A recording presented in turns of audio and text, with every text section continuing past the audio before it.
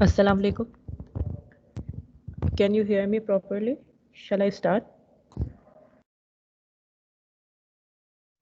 Yes, miss. ठीक है। आज हम डिस्कस कल जो हमने हायरार्की डिस्कस की थी कि हमारे पास क्या स्टेप्स होते हैं डिज़ाइनिंग के, पहले हमें क्या करना पड़ता है फिर क्या करना पड़ता है, तो हम आज उसको फर्दर डिस्कस करेंगे इन डिटेल्स। ठीक है।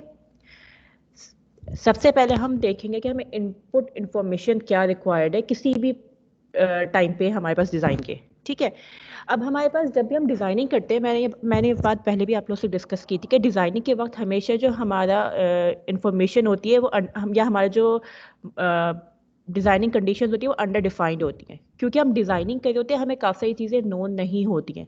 वो ड्यूरिंग डिज़ाइनिंग हम by using different formulas, by using different models, या by using previous literature data, या बाय यूजिंग एक्सपेरिमेंट या सर्वे, हम जो है उसको एक्सट्रैक्ट आउट करते हैं और उसको यूज़ करते हैं।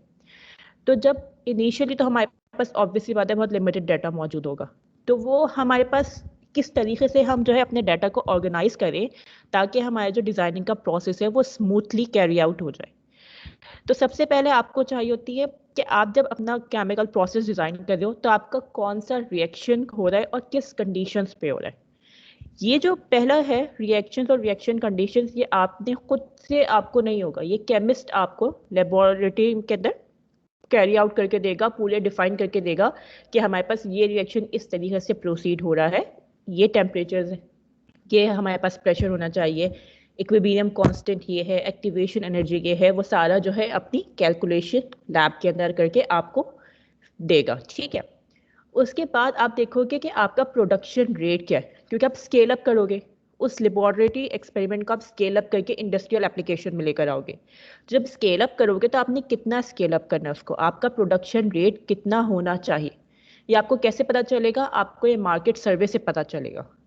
प्रोडक्शन रेट पता होगा, उसी की कैपेसिटी पे आप अपने इक्विपमेंट डिज़ाइन करोगे, अपना प्रोसेस डिज़ाइन करोगे। फिर आपकी प्रोडक्ट प्योरिटी कितनी होनी चाहिए, ये भी आपको बाय मार्केट पता चलता है कि मार्केट के अंदर आपके इतनी परसेंट प्योर प्रोडक्ट की क्या वर्थ है। ठीक है। हम मार्केट से ज़्यादा, जितनी मार्केट में डिमांड है प्योरिटी की, उससे ज़्यादा हम प्योर नहीं करेंगे अपनी प्रोडक्ट को, क्योंकि it will waste our resources, हमारी कॉस्ट को इंक्रीज कर देगा और हमारी रिसोर्सेज वेस्ट जाएंगी। अब जैसे हमारे पे पेट्रोल, हमारे पास 87 से 85 से 87% हमारे पास प्योर होना चाहिए, बाकी सारे उसके अंदर ब्लेंड्स यूज होते हैं। अगर मैं मार्केट के अंदर अपना पेट्रोल 98% प्योर बेचना शुरू कर दूं तो मुझे क्या फ़ायदा होगा, रेट तो वही होंगे, प्राइस तो वही होगी। तो इससे बेहतर ये नहीं है कि मैं उसके अंदर ब्लेंड्स मिलाकर अपना बाकी प्रोडक्शन रेट भी इंक्रीज कर दूं, क्योंकि जब मैं ब्लेंड ऐड करूंगी तो ओवरऑल हमारा जो प्रोडक्शन रेट है वो भी इंक्रीज हो जाएगा, और साथ साथ जो प्योरिटी है वो भी मार्केट के हिसाब से और उसकी वैल्यू के हिसाब से मैनेज रहेगी। तो मैं क्यों बिला वजह एक्स्ट्रा एफर्ट डाल के उसको ज़्यादा प्योर करूँ जबकि मार्केट के अंदर डिमांड ही नहीं है एक्स्ट्रा प्योरिटी की।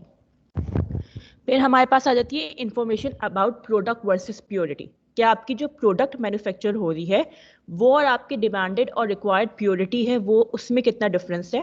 कोई और फर्दर, जैसे लेट्स से आपकी डिमांड है 98% प्योरिटी की और आपके प्रोसेस के बाद आपको अचीव हो रही है 82% प्योरिटी, तो आप किस तरीके से उस गैप को मिनिमाइज करोगे, आप किस तरीके से 98% तक पहुंचोगे। या फिर लेट्स से आपकी जो प्रोडक्ट है वो 98% प्योर आ रही है और आपकी डिमांड है 82%, तो आप किस तरीके से इस गैप को मिनिमाइज करोगे और अपनी प्योरिटी डिक्रीज करोगे। ठीक है। तो ये information about product versus purity. फिर रिएक्शन काइनेटिक्स, के रिएक्शन किस तरीके से कैरी आउट हो रहे हैं, साइड रिएक्शंस हो रहे हैं या नहीं हो रहे हैं, अगर हो रहे हैं तो कितने स्केल पर हो रहे हैं, कैटेलिस्ट अगर यूज हो रहे हैं, क्योंकि कैटेलिस्ट हमारे पे सबसे एक्सपेंसिव होता है रिएक्शन के अंदर। कैटेलिस्ट हमारे लिए हम उसको ऐसे इतना कहते हैं जो उसको बहुत एहतियात से हम डील कर रहे होते हैं, बहुत सेंसिटिव होते हैं हम कैटेलिस्ट के मामले में कि कैटेलिस्ट को कुछ ना हो, उसकी पॉइजनिंग ना हो, उसके अंदर उसकी डीएक्टिवेशन ना हो। तो कैटेलिस्ट अगर डीएक्टिवेट हो रहा है तो उसकी क्या रेट ऑफ डीएक्टिवेशन है, कितने अरसे बाद हमें कैटेलिस्ट को रीजनरेट करना पड़ेगा या कितने अरसे बाद हमें कैटेलिस्ट को चेंज करना पड़ेगा। फिर आ जाते हैं प्रोसेस कंस्ट्रेंट, कि ऐसी कौन सी चीजें हैं जो हिंडर आउट कर रही है हमारे प्रोसेस को।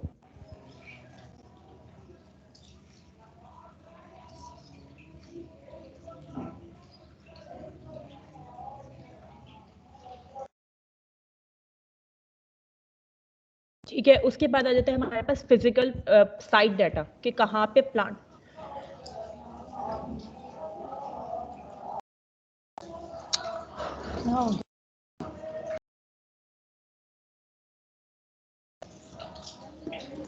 Roll number 27। अगर आपने कोई क्वेश्चन नहीं है तो बिला वजह अपने आपको अनम्यूट ना करें, ठीक है।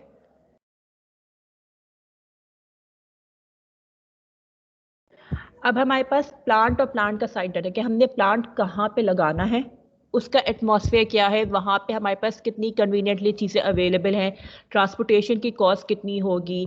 लेट्स से अगर हम main with in the city लगा रहे हैं तो ठीक है, हम इजीली मैनेज कर लेंगे। अगर हम आउटसाइड द सिटी लगाएं तो ट्रांसपोर्टेशन की हमें कॉस्ट इंकॉर्पोरेट करनी पड़ेगी, स्टोरेज की कॉस्ट इंकॉर्पोरेट करनी पड़ेगी मे बी, और लेबर वगैरह हैं वो हमें किस तरीके से जो है हम अकोमोडेट करेंगे, वो सब चीज़ें हमें करनी पड़ेंगी। तो प्लांट और उसके साइड का डाटा, लैंड कैसी है प्लांट की, अगर वहाँ पे अर्थक्वेक के चांसेस हैं तो सिस्मिक वैल्यू हम देख कैलकुलेट करते हैं, तो ये सारी चीज़ें आ जाएंगी।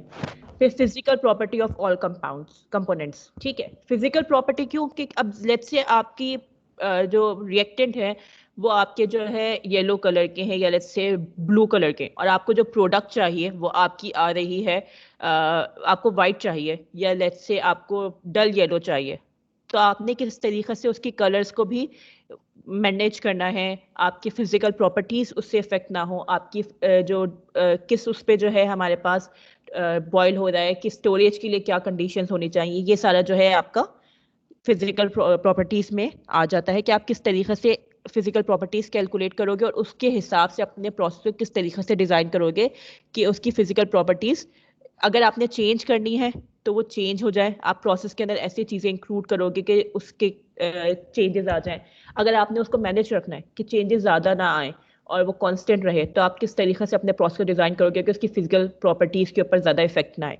लेट्स से एक सबसे बड़ी इसकी वो है कि हमें फिजिकल प्रॉपर्टीज की जरूरत क्यों पड़ती है। लेट्स से आपके पास अगर सॉलिड को ट्रांसपोर्ट करना बहुत आसान है, ठीक है।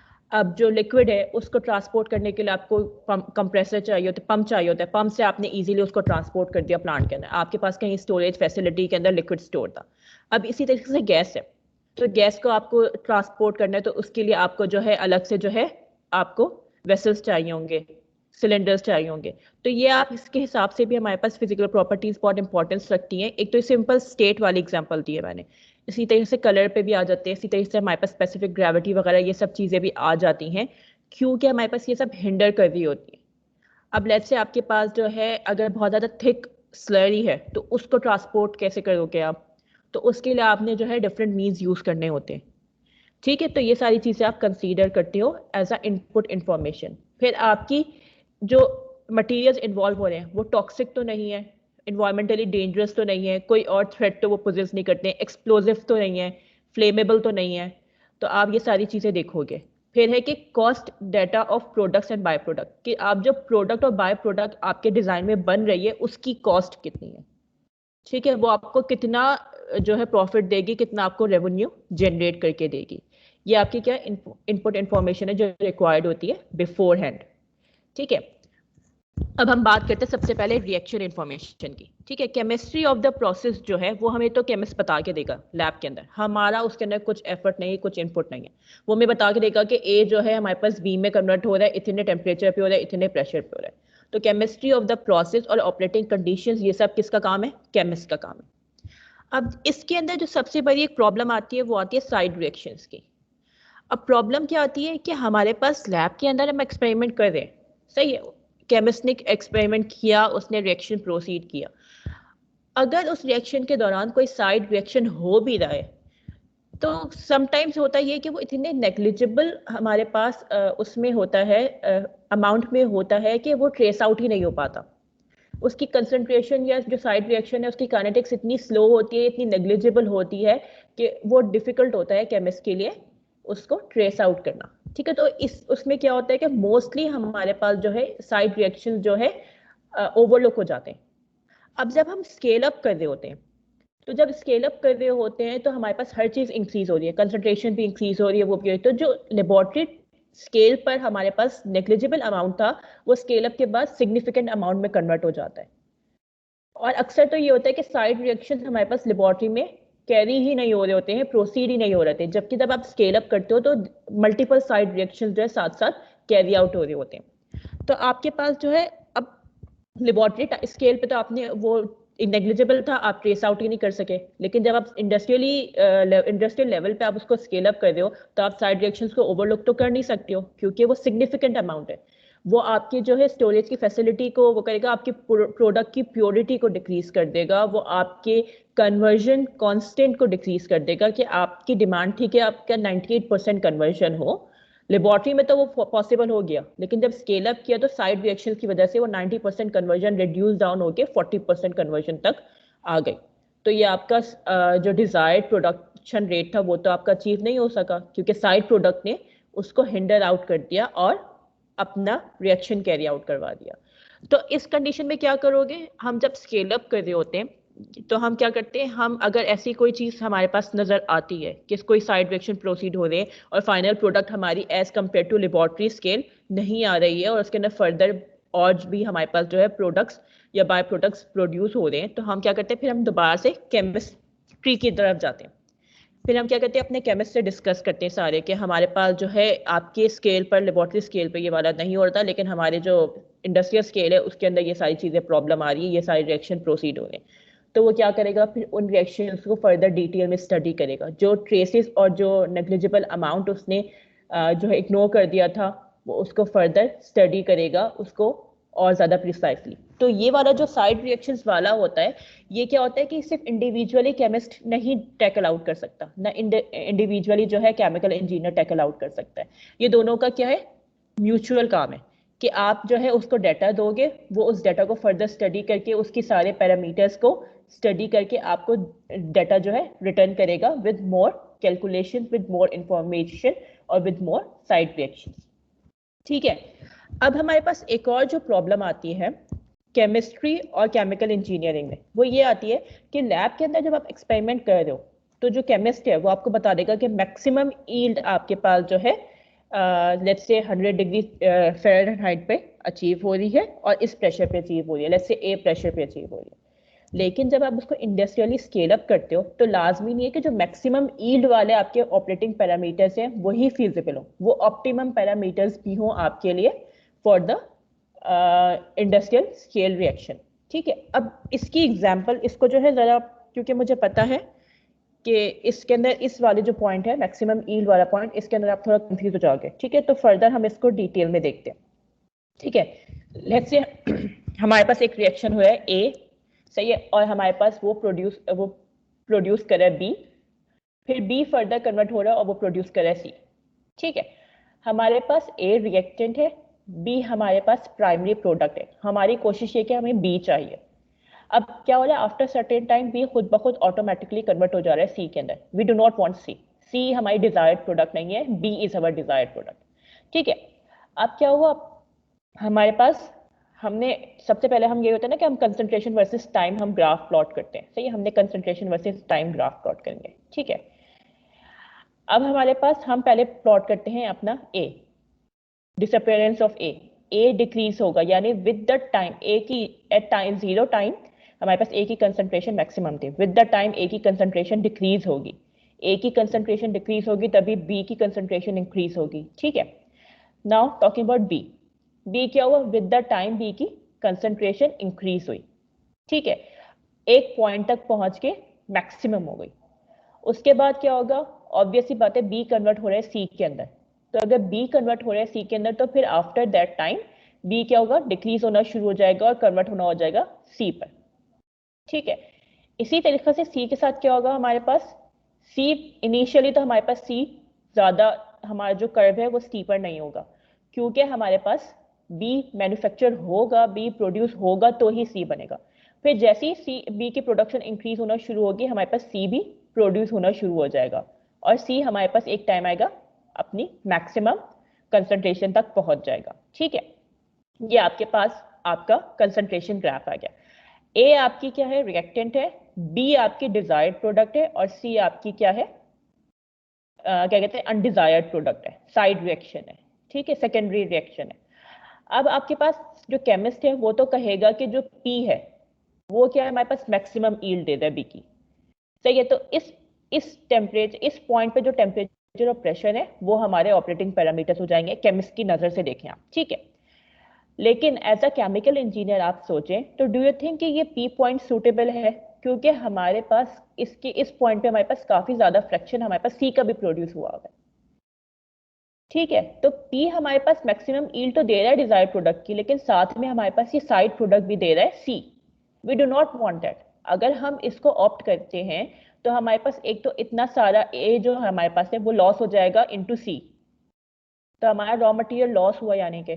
दूसरी बात ये है कि हमारे पास फिर सी और बी को क्या है, सेपरेट आउट करना पड़ेगा, एक हमें पूरा सेपरेशन सिस्टम लगाना पड़ेगा, विच इज़ नॉट फीजिबल। एक पूरा इक्विपमेंट की कॉस्ट बढ़ जाएगी हमारी, उसकी ऑपरेटिंग भी और कैपिटल कॉस्ट भी, ठीक है। तो क्या हम एज, अगर आप देखें ना अपने परसेप्शन से एज अ केमिकल इंजीनियर, तो यू वुड से कि नहीं भाई ये हमारे लिए it's not the optimum parameter.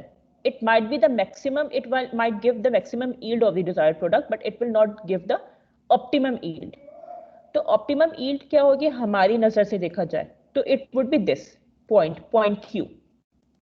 Point Q होगा, बेशक इस पॉइंट पे हमारे पास बहुत छोटा सा अमाउंट ऑफ ए कन्वर्ट हुआ है इनटू बी, लेकिन at least we do not have C here, या अगर सी है भी तो वो नेग्लिजिबल अमाउंट में है, ठीक है। तो हमारे पास जो ए का लॉस्ट हो रहा था इनटू सी, उसको हमने क्या किया, ओवरकम कर लिया। साथ साथ हमने सी की प्रोडक्शन को भी लिमिटेड कर दिया, और हमने साथ साथ बी की एक अच्छी कंसंट्रेशन को अचीव कर लिया। फिर हम क्या करेंगे, हम जो ये ए है, जो एक्स्ट्रा ए है जो कन्वर्ट नहीं हुआ है, सही है, उसको हमने क्या किया, रिसाइकिल बैक कर दिया। तो हमने अपने प्रोसेस के उसको छोटा कर दिया, स्केल को। उस प्रोसेस के स्केल को छोटा करने से क्या हुआ, हमारे पास सी की जो कन्वर्जन है वो हमारे पास लिमिटेड हो गई, और हमारे पास जो है बी है वो एक सिग्निफिकेंट अमाउंट में प्रोड्यूस हो गया, एक्सेप्टेबल अमाउंट में, सिग्निफिकेंट नहीं कह सकते लेकिन एक्सेप्टेबल अमाउंट में हमारे पास प्रोड्यूस हो गया। और हमारे पास ए, हमारे पास जो रॉ मटेरियल हम इंट्रोड्यूस करवाए थे वो ज्यादा लॉस भी नहीं हुआ, ठीक है। अब हमारे पास जो है इसके अंदर, सही है, अब हमारे पास लेकिन मैम यहाँ पे हमारे पास प्रोडक्ट तो मैक्सिमम नहीं प्रोड्यूस होगा मैं आपको यही तो इनिशियली बता स्टेज। रही हूँ। देखिए केमिस्ट है ना, उसका फोकस यही होगा कि वो मैक्सिमम ईल्ड दे सके। केमिकल इंजीनियरिंग का फोकस ये होगा कि वो मैक्सिमम ईल्ड तो छोड़ दे, वो ऑप्टिमम ईल्ड की तरफ जाएगा। उसका फोकस ये होगा कि किसी तरीके से पैसे बचा ले। अब पैसे कैसे बचाने, ठीक है।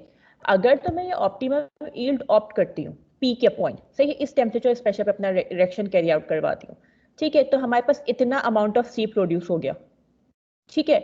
और हमारे पास ए है, ठीक है, ए बी में कन्वर्ट हुआ और बी फिर सी में कन्वर्ट हुआ ना, ठीक है। तो बी की जगह सी प्रोड्यूस होना शुरू हो गया, इतना ज्यादा अमाउंट।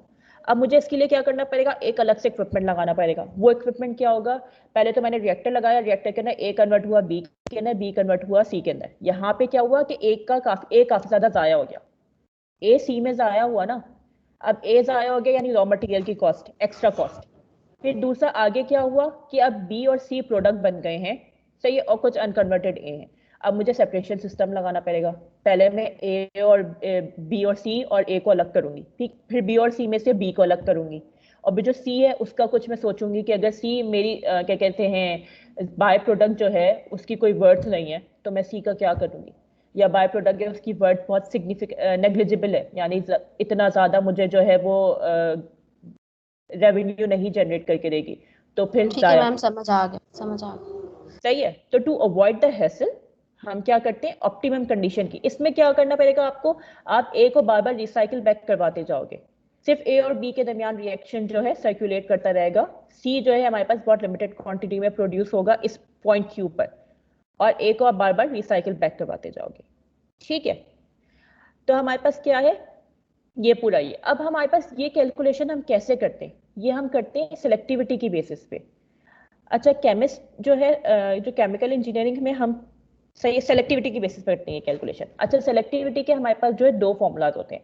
अब इट डिपेंड्स अपॉन के दोनों फॉर्मूलाज एक्यूरेट है, ऐसा नहीं है कि दोनों फॉर्मूलाज गलत हैं या दोनों में से। ये आपको डिपेंड करता है कि लिटरेचर में कौन सा फॉर्मूला यूज हुआ है आपके स्पेशल केस के लिए। ये आपके, अगर आपका केस किसी ने पहले स्टडी किया है, लेट्स से हाइड्रोडीअल्काइलेशन ऑफ टॉलिन किसी ने पहले स्टडी किया, किसी ने वो प्रोसेस मैन्युफैक्चर किया है, तो उसने उस प्रोसेस की जो सेलेक्टिविटी कैलकुलेट की वो कौन से फॉर्मूला से की है? ईदर फॉर्मूला 1 से की है, ईदर फॉर्मूला 2 से की है। ऐसा नहीं है कि सेलेक्टिविटी दोनों फॉर्मूला से एक ही आएगी, इससे सेलेक्टिविटी डिफरेंट आएगी, इस फॉर्मूला से सेलेक्टिविटी डिफरेंट आएगी। ठीक है, सेलेक्टिविटी का पहला फॉर्मूला ये है कि आपका प्रोडक्ट कितना, मोल्स ऑफ प्रोडक्ट कितने बन रहे हैं over moles of reactant reacted. ठीक है, सेकंड ये है आपके पास सेलेक्टिविटी का फॉर्मूला कि आपके बी कितने बन रहे हैं डिवाइड बाय जो आपकी बाय प्रोडक्ट है, आपकी प्रोडक्ट कितनी बन रही है और ओवर द बाय प्रोडक्ट्स। ठीक है, आप दोनों में से कोई भी फॉर्मूला यूज कर सकते हो, लेकिन आप अपनी मर्जी से यूज नहीं करोगे। You will take a revision from, sorry, you will take reference from the literature, कि लिटरेचर के अंदर आपके पर्टिकुलर केस के लिए कौन सा फॉर्मूला यूज हुआ है। सेलेक्टिविटी के और भी बहुत सारे फॉर्मूलाज हैं। ठीक है, कॉमनली ये दो फॉर्मूलाज यूज होते हैं। ठीक है, दोनों की सेलेक्टिविटी की वैल्यू डिफरेंट होगी। अगर ये फॉर्मूला यूज करोगे तो आपकी सेलेक्टिविटी की वैल्यू डिफरेंट होगी, ये फॉर्मूला यूज करोगे तो आपकी सेलेक्टिविटी की वैल्यू डिफरेंट होगी। ठीक है, अब हमारे पास सेलेक्टिविटी को हम किस तरीके से यूज करते हैं ये देख लो। ठीक है, वही हमारा प्रीवियस रिएक्शन है कि हमारे पास टॉलिन और हाइड्रोजन बेंजीन और मीथेन प्रोड्यूस करें। This is our main reaction. Side reaction में क्या हो रहा है, हमारे पास ये दो बेंजीन के मॉलिक्यूल्स हैं, ये हमारे पास डाइफेनाइल और हाइड्रोजन प्रोड्यूस करें। ठीक है, अब हमारे पास देखो, लेट्स से हमने ले लिया टॉलिन 1 मोल, बेसिस लिए ना हमने अपनी। ठीक है, तो टॉलिन हमने अज्यूम किया कि 1 मोल है हमारे पास। अब 1 मोल टॉलिन में हमारे पास अगर x टॉलिन रिएक्ट किया है तो 1 माइनस एक्स मोल हमारे पास टॉलिन क्या है, अनरिएक्टेड है। ठीक है, 1 माइनस एक्स टॉलिन अनरिएक्टेड है, तो ये क्या हो जाएगा, सारा रिसाइकिल बैक हो जाएगा वापस। ठीक है, अब अगर हमारे पास टॉलिन रिएक्ट किया है तो लेट्स से उसने x मोल टॉलिन ने रिएक्ट किया। ठीक है, अब इस x मोल टॉलिन ने रिएक्ट किया तो इसने क्या बनाया, बेंजीन। ठीक है, बेंजीन कितना बनाएगा ये, एस एक्स मोल। इसके अंदर जो एस है हमारे पास, दिस इज द सेलेक्टिविटी। ठीक है, पूरा का पूरा एक्स मोल टॉलिन हमारे पास कन्वर्ट होके बेंजीन तो नहीं बनाएगा ना, उसमें से कुछ फ्रैक्शन, तो वो एस फ्रैक्शन कन्वर्ट होके बेंजीन बनाएगा। बाकी 1 माइनस एस जो हमारे पास फ्रैक्शन है वो बनाएगा हमारे पास डाइफेनाइल। ठीक है, अगर एस एक्स मोल बेंजीन बना रहा है, एक्स में से एस फ्रैक्शन बेंजीन बना रहा है, तो 1 माइनस एस फ्रैक्शन क्या बनाएगा, डाइफेनाइल। अब क्योंकि अब यहाँ पे स्टिचोमेट्री आ जाती है, क्योंकि दो बेंजीन मिलके एक डाइफेनाइल बना रहे हैं तो ऑब्वियस सी बात है यहाँ पे रेशियो क्या आ जाएगा, हाफ। अगर यहाँ पे 1:1 का रेशियो होता, 1 बेंजीन इक्वल्स टू 1 डाइफेनाइल, तो यहाँ पे हाफ नहीं आता, ये स्टिचोमेट्री का हाफ है। ठीक है, दोबारा से देख लो, टॉलिन हमारे पास 1 मोल है, इसने रिएक्ट किया, x मोल टॉलिन ने रिएक्ट किया। ठीक है, और 1 ऑब्वियस बात है, अगर x ने रिएक्ट किया है तो 1 माइनस एक्स मोल ने रिएक्ट नहीं किया। ठीक है, 1 माइनस एक्स मोल ने रिएक्ट नहीं किया तो वो क्या हो जाएगा, वापस रिसाइकिल बैक हो जाएगा। एक्स मोल ने रिएक्ट किया तो एक्स मोल में से पूरा का पूरा एक्स मोल जो है हमारे पास बेंजीन तो नहीं बन जाएगा ना, कुछ मोल बेंजीन बनेंगे, तो वो कुछ क्या है, सेलेक्टिविटी इनटू एक्स मोल बेंजीन। ठीक है, अगर एस एक्स मोल बेंजीन बन रहे तो ऑब्वियसली बात है 1 माइनस एस एक्स मोल जो है हमारे पास डाइफेनाइल बनेंगे। ठीक है, अब यहाँ पे 2:1 का रेशियो है तो यहाँ पे हाफ आ जाएगा। ठीक है, 2 इधर जाएगा तो हाफ, यानी एस एक्स मोल बना रहे हमारे पास बेंजीन, तो हाफ 1 माइनस एस एक्स मोल डाइफेनाइल बनेंगे। जी पूछें सवाल। मैम पिछले आपने सेलेक्टिविटी का फार्मूला दूसरा जो बताया वो C बाई बी नहीं होना चाहिए?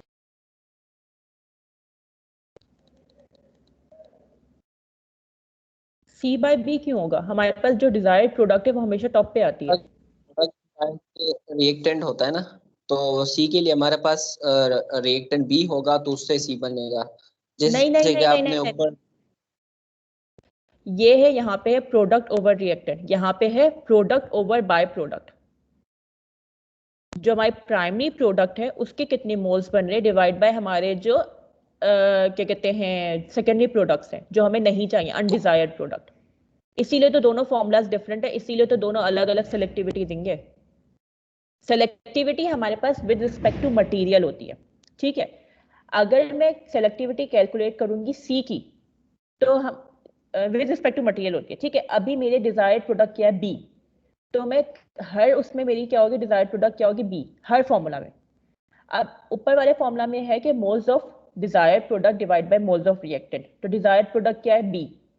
नीचे वाला फॉर्मूला क्या है, moles of desired product divide by moles of byproduct, तो डिजायर्ड प्रोडक्ट क्या है, बी, बाय प्रोडक्ट क्या है, C. Selectivity with respect to material होती है, ओवरऑल प्रोसेस की यील्ड होती है, ओवरऑल प्रोसेस की कन्वर्जन होती है, ठीक है। जो सेलेक्टिविटी होती है वो मटेरियल वाइज होती है। यहाँ पे अगर मैं सेलेक्टिविटी कैलकुलेट करें, दोनों ऑप्टेन हो रहे हैं ना जी दोबारा पूछेगा। मैम, ये तो दोनों में ऑप्टेन हो रहे हैं ना, सी भी ऑप्टेन हो रहा है और बी भी हो रहा है।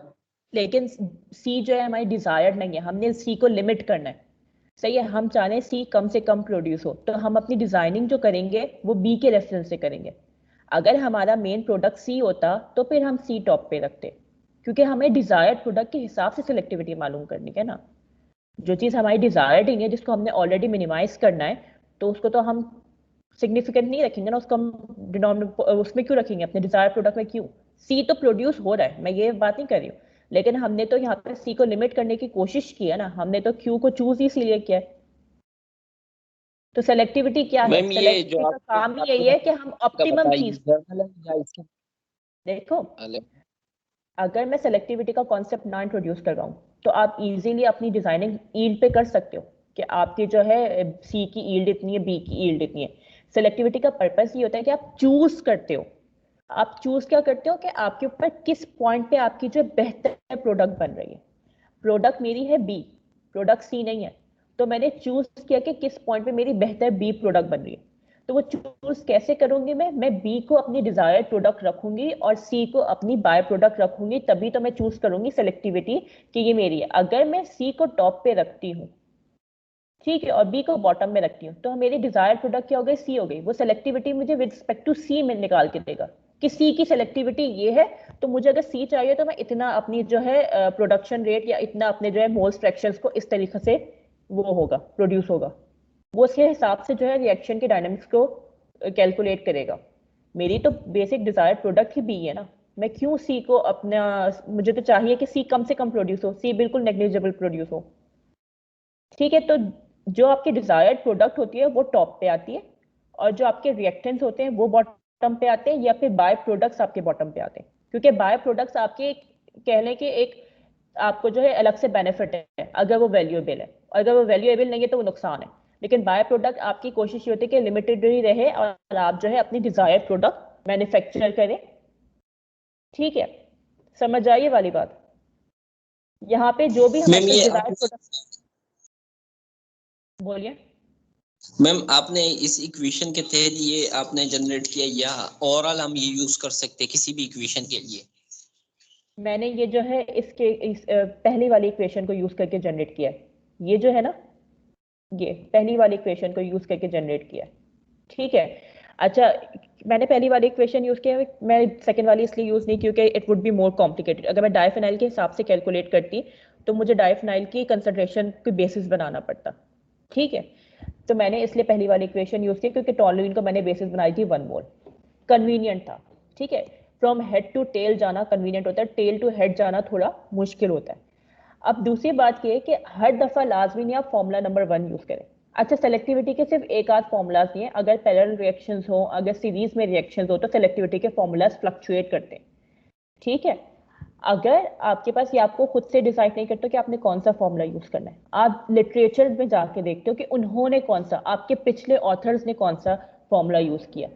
ऐसा तो नहीं है कि आप कोई बिल्कुल, या तो अगर आप बिल्कुल ही नया रिएक्शन मार्केट में लेकर आ रहे हो, वो रिएक्शन आज तक कभी किसी ने प्रोसीड नहीं किया है, तो आप उसकी सेलेक्टिविटी के लिए अपने हिसाब से कैलकुलेशन करोगे। लेकिन अगर कोई ऐसा रिएक्शन है, जैसे ये वाला रिएक्शन है, ये पहली दफा तो नहीं कैरी आउट हो रहा है, ये तो काफी अरसे से कैरी आउट हो जाए, इसके बाद बहुत सारी रिसर्चेस हो चुकी हैं, केमिस्ट ने भी रिसर्च कर लिए, इंजीनियर्स ने भी रिसर्च कर लिए इस पूरे प्रोसेस के ऊपर। तो आप देखोगे कि पिछले जो ऑथर्स थे उन्होंने कौन सा जो है फॉर्मूला यूज किया, आप वही फॉर्मूला यूज करोगे, क्योंकि फिर आपकी जो है वैलिडेशन हो जाएगी कैलकुलेशन की। अगर आप नया फॉर्मूला यूज करते हो तो फिर वैलिडेट कौन करेगा कि आपने सही कैलकुलेशन की है नहीं की, आपके जो डिजाइनिंग पैरामीटर्स है वो सही है या नहीं है, जो आपका ऑप्टिमम आपने पॉइंट चूज किया वो सही है या नहीं है, ठीक है।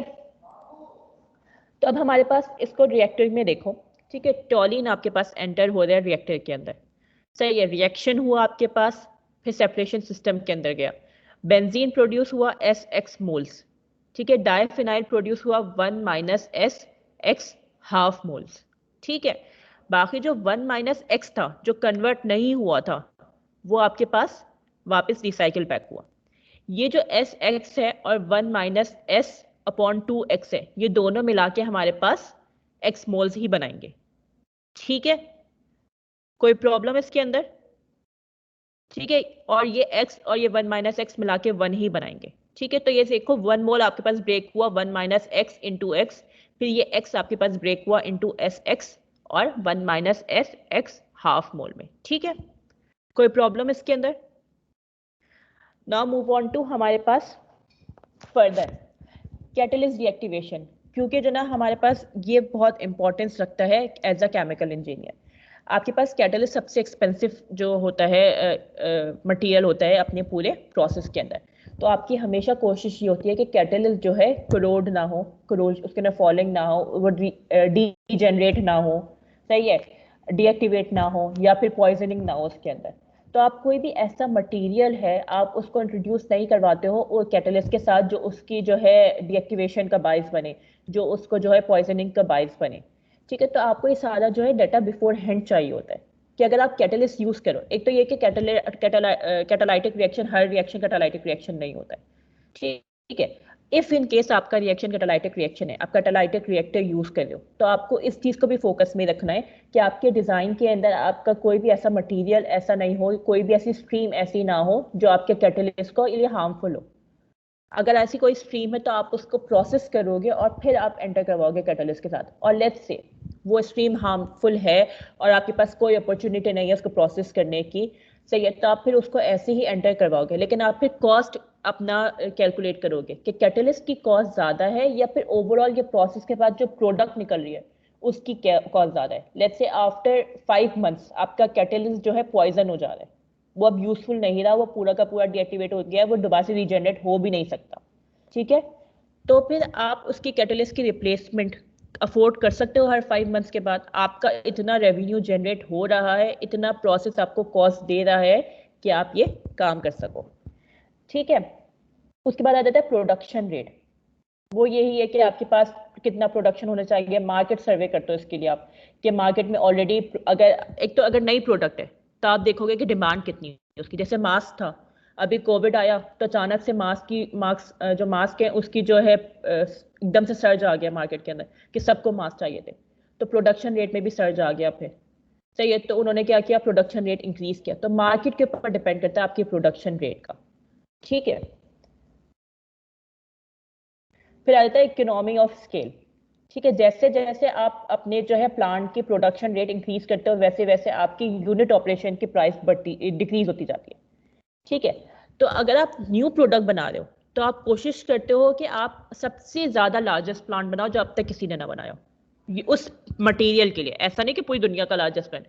जैसे लेट्स से आप बना रहे हो सोप, वो सोप आज तक किसी ने बनाया ही नहीं है, कोई डिफरेंट तरह का सोप है। जैसे लेट्स से कोविड को जो है वो कर देगा, तो आप जो बनाओगे वो सोप आप वो करोगे कि वो पूरे दुनिया का सबसे बड़ा प्लांट हो जो वो सोप बना दो, क्योंकि उसकी ऑब्वियसली बात है न्यू मार्केट की न्यू प्रोडक्ट है बिल्कुल, तो ऑब्वियसली बात है सारी की सारी मार्केट आपकी होगी 100%, क्योंकि आपका भी तक कोई कॉम्पिटिटर आया नहीं होगा मार्केट के अंदर, ठीक है। तो आप क्या कोशिश करोगे कि आप पूरी मार्केट को कैप्चर कर लो कि आपकी डिमांड जो है और सप्लाई वो मैनेज रहे। तो आप अपना सबसे बड़ा प्लांट यानी उसकी प्रोडक्शन रेट मैक्सिमम कंसीडर करोगे, ठीक है। अगर लेट्स से आपका जो है प्रोडक्ट न्यू नहीं है और कॉम्पिटिटर्स ऑलरेडी मार्केट के अंदर हैं और आप जो है कोई प्लांट लगा रहे हैं, तो फिर आप जो है मार्केट सर्वे करके अपना प्लांट साइज करोगे कि मार्केट के ना हमें इतनी प्रोडक्ट अवेलेबल और इतनी प्रोडक्ट की डिमांड हमें पूरी करनी है।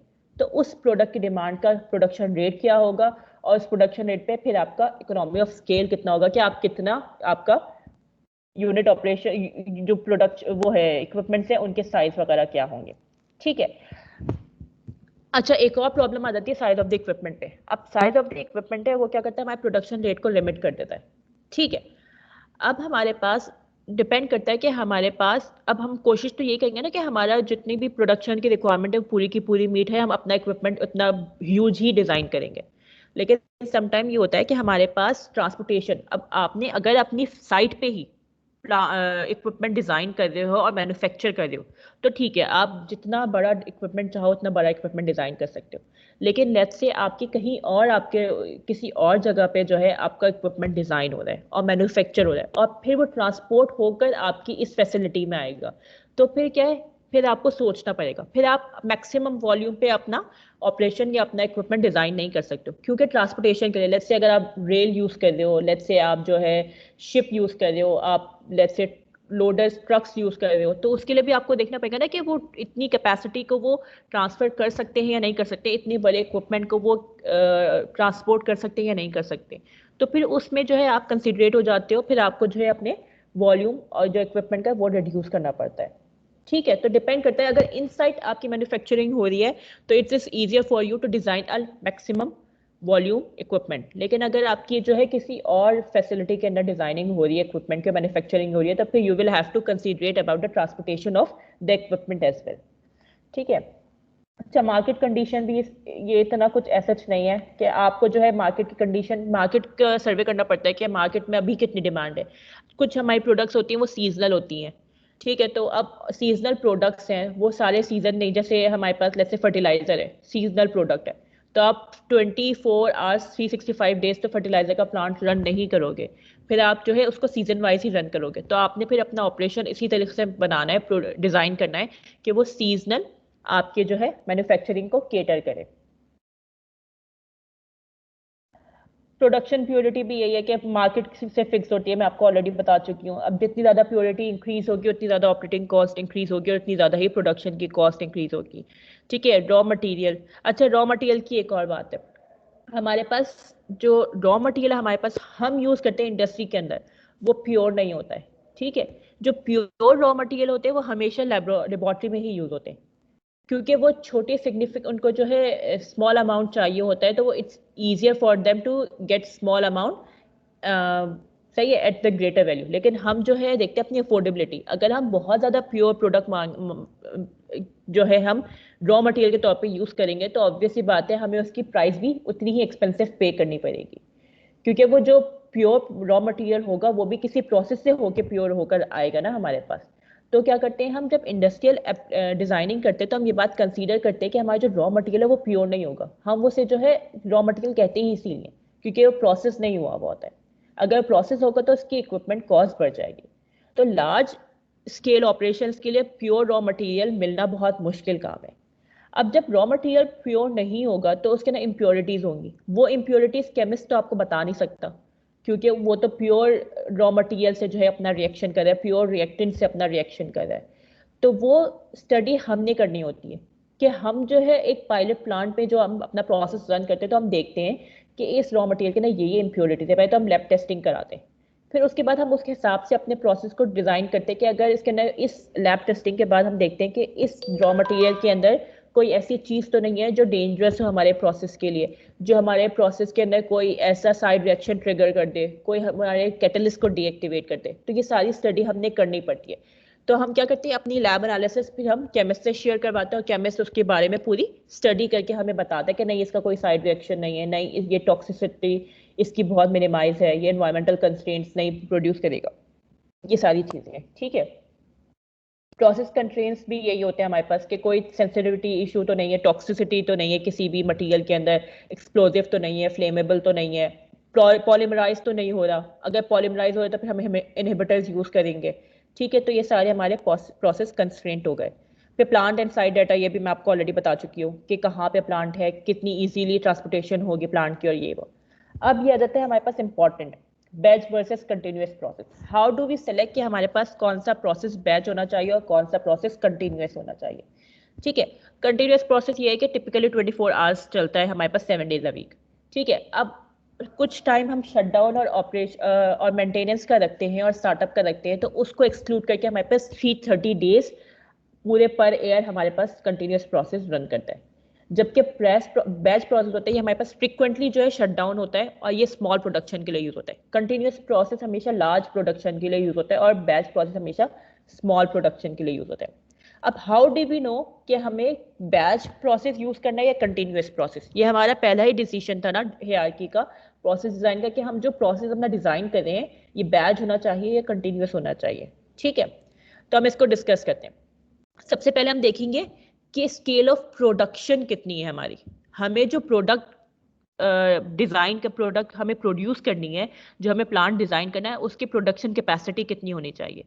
अगर तो वो 1 एक्सपोनेंट 6 LB पर एयर से ज्यादा है तो हम कंटिन्यूस प्रोसेस ऑप्ट करेंगे। ठीक है, अच्छा अब इसका मतलब ये नहीं कि 330 डेज पर एयर चलेगा। लानी ये कैपेसिटी ऐसी है कि ये बैच में अकोमोडेट करना मुश्किल है, तो उन प्रोसेस के लिए हम क्या करेंगे, कंटिन्यूस ऑपरेशंस को ऑप्ट करेंगे। फिर हमारे पास हम आ जाते हैं अपने कि अगर हमारे पास इससे कम 1 एक्सपोनेंट 6 की पावर जो है उससे कम अगर हमारे पास है तो हम जो है बैच प्रोसेस ऑप्ट करेंगे। ठीक है, ये आपके पास कोई हार्ड एंड फास्ट रूल नहीं है, ये आपके पास थंब रूल्स है। ठीक है, दे कैन फ्लक्चुएट, ऐसा भी हो सकता है कि आपसे इससे जो है अराउंड अप्रोक्सीमेट थोड़ी थोड़ी ज्यादा वैल्यू हो, लेकिन आप जो है बैच प्रोसेस ऑप्ट कर लो फॉर सम अदर रीजन। ठीक है, ये सिर्फ क्या है, आपके पास एक रफ गाइडलाइंस है कि आपके पास आप इनको कंसीडर कर सकते हो। ठीक है, लेकिन ऐसा नहीं कि कोई हार्ड एंड फास्ट रूल है। सम टाइम आपके पास जो है आपको जो है क्या कहते हैं थोड़ी कंसिडरेट होना पड़ता है अपने बाकी सारे पैरामीटर्स की वजह से। ठीक है, फिर उसके बाद हम मैं रिपीट कर दें, समझ नहीं आया।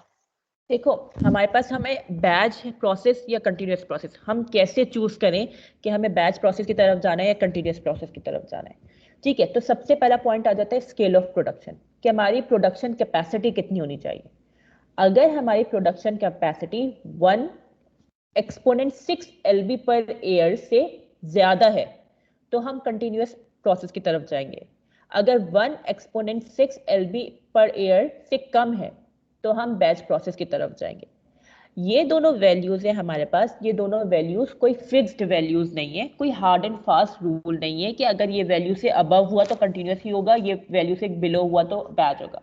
कभी कभार ये होता है हमारे पास कि हमारे पास दूसरे रीजंस, जैसे कि डिजाइन पैरामीटर्स की वजह से, जैसे कि प्लांट की लोकेशन की वजह से हमारे पास हमें इसके अंदर कभी कभार कंसीडरेट होना पड़ता है।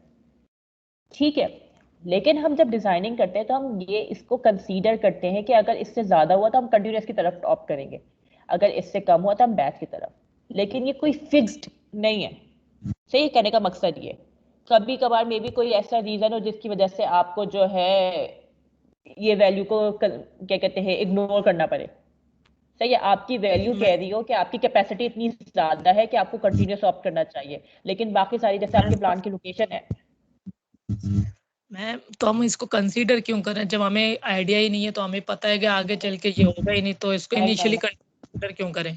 मैं ये नहीं कह रही हूँ, मैं कह रही हूँ कि वैसे तो हम जनरली इसको यूज करते हैं जनरली, लेकिन मैं ये कह रही हूँ कि 100% केसेस के अंदर ये एप्लीकेबल नहीं होता, 90% केसेस के लिए एप्लीकेबल हो सकता है। मे बी कभी कभार ये हो कि आपका प्रोसेस है उसकी कैपेसिटी बहुत ज़्यादा, प्रोडक्शन रेट बहुत ज़्यादा है, more than 1 exponent 6 LB per year, लेकिन लेट्स से आपके प्रोसेस के अंदर जो कैटलिस्ट है वो जो है डीएक्टिवेट बहुत फ्रिक्वेंटली हो रहा है। अब वो डीएक्टिवेट बहुत फ्रिक्वेंटली हो रहा है तो आपको उसको रीजनरेट करना पड़ रहा है बार बार, या पॉइजन हो जा रहा है उसकी वजह से आपको बार बार चेंज करना पड़ता है, उसके साथ आपको शट डाउन करना पड़ता है हर एक वीक बाद। तो फिर आप कंटिन्यूस प्रोसेस तो ऑप्ट नहीं कर सकते ना, ऑल्दो आपकी कैपेसिटी ज्यादा है, फिर आप बैच की तरफ ही जाओगे क्योंकि उसको आपको बार बार शट डाउन करना पड़ रहा है। या लेट्स से आपके पास इक्विपमेंट है, सही है, इक्विपमेंट के अंदर कोई ऐसी कंडीशन आ गई, आप जो है एक ही इक्विपमेंट यूज करो जिसके अंदर आप हीटिंग भी कर रहे हो, जिसके अंदर आप जो है रिएक्शन भी करवा रहे हो, जिसके अंदर आप सेपरेशन भी करवा रहे हो, तो उस प्रोसेस के अंदर भी आप क्या करें, कंटिन्यूस, ऑल्दो आपकी कैपेसिटी की गुंजाइश ज्यादा है लेकिन आप ऑप्ट नहीं कर पाओगे क्योंकि आपके पास इक्विपमेंट एक ही है, आप अफोर्ड नहीं कर सकते आप कैपिटल कॉस्ट इतनी ज्यादा इन्वेस्ट करना अभी इस स्टेज पर, या मे बी कोई और रीजन हो। तो मैं आपको कह रही हूँ कि वैसे हम ये कंसीडर करते हैं, लेकिन कभी कभार हमारे पास कुछ ऐसे मसाइल आ जाते हैं जिसकी वजह से ये पैरामीटर्स इंप्लीमेंट, ये जो गाइडलाइंस है इंप्लीमेंट नहीं हो पाती। लेकिन अगर नॉर्मल सारी चीजें नॉर्मल चल रही हैं, कोई ऐसा इशू नहीं आ रहा है, तो ये वैल्यूज बिल्कुल एप्लीकेबल है। समझ आई मेरी बात? नॉर्मली ये वैल्यूज एप्लीकेबल है, लेकिन हर चीज नॉर्मली तो होती नहीं है ना, कभी कभार कोई ऐसा भी केस आ जाता है जिसके अंदर जो है आपकी ये सब चीजें एप्लीकेबल नहीं हो रही हैं, फिर यू विल यूज के आपको क्या फिजिबल पड़ रहा है, आपको कॉस्ट बचानी है या आपको प्रोडक्शन रेट बचानी है, इंक्रीज करना है, तो फिर आप उसमें डिसीजंस लेते हो। समझ आई बात या नहीं आई? यस मिस, अब आई है। ठीक है। अब फिर हमारे पास सबसे, अब एक और जो हमारे पास, एक तो स्केल ऑफ प्रोडक्शन हमने डिस्कस कर लिया, दूसरा हमारे पास जो है वो है अनसर्टेनिटी इन डिजाइन पैरामीटर्स। ठीक है, अब इसमें हमारे पास क्या होता है, हमें कैसे ऑप्ट करना है कि बैच या कंटिन्यूअस। सही है, कैपेसिटी वाइज हमने डिसाइड कर लिया कि बैच होना चाहिए, कंटिन्यूअस होना चाहिए। सही है, कैपेसिटी लेट्स से हमारे पास डिफाइन नहीं है, तो हमारे पास बैच की प्रोसेस की खूसियत ये होती है वो फ्लेक्सिबल होते हैं, क्योंकि वो बैच में रन कर होते हैं। कभी आपने एक फ्लो रेट डाला, कभी आपने फ्लो रेट दूसरा कर दिया, कभी आपने फ्लो रेट तीसरा कर दिया, ठीक है, या कभी आपका टेम्परेचर दूसरा था, कभी आपका टेम्परेचर दूसरा था। बैच में you can easily have fluctuation, ठीक है, फ्लेक्सिबल होते हैं। या बैच के अंदर आपके ये होता है कि आपने अभी एक कैटलिस्ट यूज किया, फिर अगले प्रोसेस में आपने दूसरा कैटलिस्ट यूज कर लिया। सही है, बैच में ये होता है कि एक रिएक्टर है आपके पास, एक रिएक्टर के अंदर आपने पहले ए को कन्वर्ट किया बी के अंदर, वो बी आपके पास आपने जो है एग्जिट आउट करवा दिया, फिर आपने उसी रिएक्टर के अंदर उसी कैटलिस्ट के साथ आपने जो है बी को कन्वर्ट करवा दिया सी के अंदर। ठीक है, तो बैच जो प्रोसेस होते हैं वो थोड़े फ्लेक्सिबल होते हैं और सिंपल होते हैं। सही, उनको कंट्रोल करना भी आसान होता है। जबकि जो कंटिन्यूअस प्रोसेस होते हैं ना, वो सिंपल नहीं होते हैं, वो कॉम्प्लिकेटेड होते हैं, वो कंटिन्यूअसली रन कर होते हैं, आपको हर पॉइंट पे डाटा मॉनिटर करना पड़ता है, आपको हर उस पर उनके वेरिएबल्स बिल्कुल भी फ्लक्चुएट नहीं हो सकते। बैच में तो ये कि चलो आपका वेरिएबल ज्यादा फ्लक्चुएट हो, आपने वहीं पे शट डाउन किया और वहीं पे आपने अपने पैरामीटर्स वगैरह देख लिया कि भाई क्या मसला आ रहा है, पैरामीटर्स इतने क्यों है। कंटिन्यूअस प्रोसेस के अंदर you can not do that, आप ऐसी शट डाउन नहीं कर सकते हो, आपको पूरा प्लान करके शट डाउन करना पड़ता है, क्योंकि आपने एक चीज शट डाउन की, आपने पूरा प्रोसेस शट डाउन कर दिया। जबकि बैच के अंदर क्या होता है कि आपने बस एक ही इक्विपमेंट शट डाउन करना है, क्योंकि वो बैच में रन कर रहा है, कंटिन्यूअसली रन नहीं कर रहा, उसकी फ्लो स्ट्रीम जो है किसी और उससे कनेक्टेड नहीं है। ठीक है, तो हमारे पास जो है, और दूसरी बात ये, सबसे पहली बात एक और बता दूं, कभी भी जो है हमारे पास कभी भी कोई पूरा प्रोसेस बैच या पूरा प्रोसेस कंटिन्यूअस नहीं होता है, हमेशा ये कपल्ड होते हैं। कुछ हमारे पास प्रोसेस है उसके अंदर कुछ ऑपरेशन बैच में, कुछ ऑपरेशन जो है कंटिन्यूअस में। ठीक है, तो ओवरऑल कोई भी प्रोसेस बैच या ओवरऑल कोई भी प्रोसेस कंटिन्यूअस हार्डली होता है। ठीक है, अब हमारे पास आ जाते हैं मार्केट ऑफ द प्रोडक्ट। अगर हमारे पास प्रोडक्ट की मार्केट कितनी है, ठीक है, लेट्स से अगर हमारे पास सीजनल प्रोडक्ट है जिसकी हमारे पास ज़रूरत ही जून से लेके अगस्त तक पड़ती है, तो हम उसको सारा साल तो नहीं चलाएंगे ना, तो हम क्या करेंगे, बैच प्रोसेस ऑप्ट करेंगे। अगर लेट्स से हमारी उसकी मार्केट डिमांड है चारों सीजन में, जैसे सोप मैन्युफैक्चरिंग हो गई, शैम्पू मैन्युफैक्चरिंग हो गई, इसकी जो है ना हमारे पूरी साल में हर पूरा जो है ना साल हमारी इसकी रिक्वायरमेंट है, कभी भी ऐसा नहीं होगा कि इसकी रिक्वायरमेंट जो है कम पड़ जाए। ठीक है, या हमारे पास जो है लोग खरीदना बंद कर दें। ठीक है, तो ये क्या होगा, कंटिन्यूअस प्रोसेस होगा। लेकिन लेट्स से अभी हम कह दें कि फर्टिलाइजर है सबसे बड़ी एग्जांपल, या शुगर इंडस्ट्री है, क्या इनकी जो है हमारे पास सीजनल प्लांट होते हैं, बैच प्रोसेस होते हैं। बैच प्रोसेस क्यों होते हैं, क्योंकि इनकी रिक्वायरमेंट 24 आवर्स 365 डेज नहीं होती है, इनके सिर्फ सीजन वाइज जो है रिक्वायरमेंट होती है। अब शुगर इंडस्ट्री में ये होता है कि जब आप शुगर केन हार्वेस्ट करोगे तभी आप शुगर मैन्युफैक्चर करोगे ना, तो क्या करते हैं, वो शुगर मैन्युफैक्चर करते हैं एक सीजन में और फिर उसको स्टोर करने के लिए डिफरेंट फैसिलिटीज यूज करते हैं। फर्टिलाइजर में क्या होता है, आपके पास आपका जो फर्टिलाइजर को यूज करने का टाइम होता है वो मेरे ख्याल में फ्रॉम मई टू सितंबर होता है या मई टू अक्टूबर होता है। तो ऑब्वियसली बात है, मई टू अक्टूबर है तो जो आपका विंटर्स का पूरा टाइम है उसके अंदर आप अपने फर्टिलाइजर यूज ही नहीं करते हो, तो जब उसकी डिमांड ही नहीं है तो आप अपनी जो प्रोसेस है वो कंटिन्यूस नहीं बनाओगे, फिर वो बैच बनाओगे कि वो सिर्फ उतने सीजन के लिए आपके डिमांड को पूरा करे। ठीक है, फिर हमारे पास आ जाती है ऑपरेशनल प्रॉब्लम। ठीक है, अब कंटिन्यूअस प्रोसेस के अंदर हमारे पास ऑपरेशन को जो है कंट्रोल करना बहुत मुश्किल होता है, बैच में बहुत इजी होता है। तो अगर हमारे पास कोई ऐसा प्रोसेस है जिसके अंदर हमारे पास पैरामीटर्स बहुत ज़्यादा ही कंट्रोल करना डिफिकल्ट हो रहा है, जैसे अचानक से एक्सोथर्मिक प्रोसेस है, टेम्परेचर बहुत ज़्यादा इंक्रीज हो जा रहा है और टेम्परेचर को कंट्रोल करना मुश्किल हो जा रहा है और टेम्परेचर की वजह से पॉलीमराइजेशन हो जा रही है वॉट एवर, तो आप क्या करोगे, फिर कंटिन्यूअस नहीं ऑप्ट करोगे, फिर आप बैच ऑप्ट करोगे। या फिर आप जैसे 3 फेज आपके पास जो है कोई भी प्रोसेस है जिसके अंदर सॉलिड लिक्विड है और गैस है, या फिर 2 फेज प्रोसेस सॉलिड और लिक्विड, अब उसके अंदर आप रिएक्शन करवा रहे हो तो कंटिन्यूअस में अक्सर हमारे पास क्लॉगिंग हो जाती है। क्योंकि जो सॉलिड है वो हमारे पास जो है पाइप में वो हो जाता है, या स्लरी, थिक स्लरी यूज कर रहे हो तो उसमें भी ये होता है कंटिन्यूस के अंदर कि सेटल डाउन हो जाते हैं हमारे स्लरी पार्टिकल्स, और विस्कस क्योंकि होते हैं बहुत ज़्यादा, तो वो जो है सही से ट्रांसपोर्ट नहीं हो पाते थ्रू पाइप्स। तो हमारे पास उसमें भी क्या होता है कि हम प्रेफर करते हैं बैच प्रोसेस, कि हमारे पास इतना टाइम ड्यूरेशन हो कि हम इजीली उसको जो है स्ट्रीम को एग्जिट आउट करवा के अगले ऑपरेशन के अंदर एंटर करवा सकें एज अ फीड स्ट्रीम। ठीक है। अच्छा, एक और जो सबसे ज़्यादा इंपॉर्टेंट हमारे पास है कि हम बैच क्यों ऑफ करते हैं, जैसे हमारे पास एक एग्जांपल है, इसके अंदर हमारे पास फीड एंटर हो रही है एक इक्विपमेंट के अंदर, वहाँ पे हीट हो रही है, फिर रिएक्टर के अंदर एंटर हो रही है, रिएक्शन हो रहा है, और फिर सेपरेशन सिस्टम से प्रोडक्ट सेपरेट हो रही है और वापस जो है फीड रिसाइकिल बैक हो रही है। ये हमारे पास कितने इक्विपमेंट यहाँ पे यूज हो रहे हैं, 1 2 3। ठीक है। इनकी अलग ऑपरेटिंग कॉस्ट होगी, इनकी अलग जो है कैपिटल कॉस्ट होगी। ठीक है। अब लेट्स से अगर हमारे पास इन तीनों को हम एक ही साथ करवा दें, ठीक है, एक ही हमने जैसे डिस्टिलेशन कॉलम का रीबॉयलर है, रीबॉयलर के अंदर हमने ये रिएक्शन करवाया, कैसे करवाया कि हमने रिएक्टेंट एंटर करवाया, हीट दी हमने उसको, कैटेलिस्ट हमने वहीं पे एंटर करवाया, और फिर प्रोडक्ट बनी, प्रोडक्ट जो है इवेपोरेट होके हमारे पास खुद बहुत सेपरेट आउट हो गई। ठीक है। तो हमारे पास क्या हुआ, हमने 3 इक्विपमेंट को मर्ज करके एक ही इक्विपमेंट के अंदर करवा दिया। ठीक है। जब 3 इक्विपमेंट को मर्ज करके एक इक्विपमेंट के करवाए तो हमारी कैपिटल कॉस्ट रिड्यूस हो गई, हमारी ऑपरेटिंग कॉस्ट रिड्यूस हो गई। ठीक है। अब ये वाला प्रोसेस हमारे पास कंटिन्यूस में हो सकता था क्योंकि ये 3 डिफरेंट इक्विपमेंट यूज हो रहे थे, आराम से फ्लो रिजीम बन सकती थी। लेकिन यहाँ पर हमारे पास तीनों प्रोसेस एक ही इक्विपमेंट के अंदर हो रहे हैं। जब तीनों प्रोसेस एक ही इक्विपमेंट के अंदर हो रहे हैं तो it's difficult to carry out this process in a continuous pattern. तो हम क्या करेंगे, फिर हम बैच प्रोसेस ऑप्ट करेंगे। If we want to reduce, या अगर हम कपल करना चाहते हैं 2-3 प्रोसेस को एक इक्विपमेंट के अंदर, तो हमारे पास बैच प्रोसेस होगा। अगर हमारे पास 3-4 ऑपरेशंस को हम कपल करके एक ऑपरेशन में करना चाहते हैं तो हमारे पास क्या होगा, बैच प्रोसेस होगा। तो हम कंटिन्यूअस ऑप्ट नहीं कर सकते, हमारे पास अपॉर्चुनिटी नहीं है कंटिन्यूअस ऑप्ट करने की। इसके अंदर we can do a continuous process क्योंकि हमारे पास 3 सेपरेट इक्विपमेंट है। लेकिन if we have a single equipment for many operations, जिसके अंदर हीटिंग भी हो रही है, रिएक्शन भी हो रहा है, सेपरेशन भी हो रही है, तो ये कैटलिस्ट पे एंटर करवाने, तो उसके अंदर it's difficult to carry out a continuous process, तो we will opt for a batch process. ठीक है।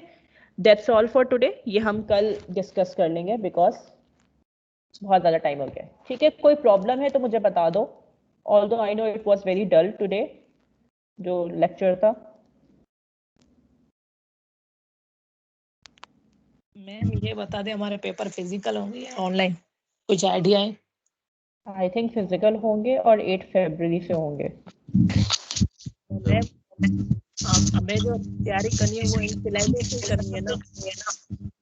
हाँ, इन फ्लाइट से ही करनी है। क्या मैम, शुक्रिया। ठीक है, एक मिनट में देख लूँ, मैंने अटेंडेंस डाउनलोड कर लिया तो फिर आप लोग।